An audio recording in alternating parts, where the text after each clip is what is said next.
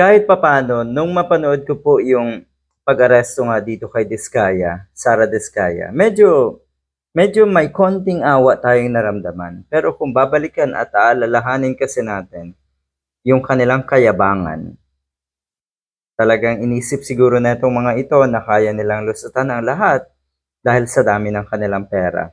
Doon na nawawala bigla yung awa.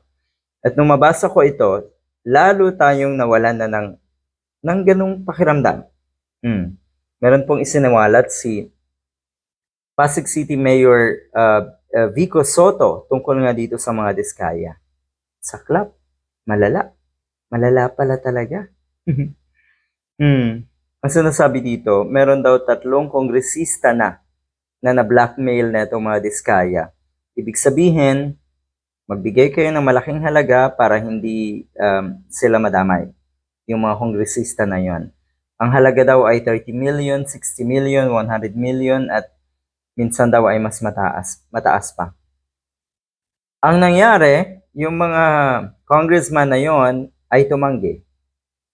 Ito po ay in exchange, the Discayas daw promised not to include those who will give support in any list or affidavit or ledger that they will publicize or release. Ito mga Diskaya Zone will release the ledger.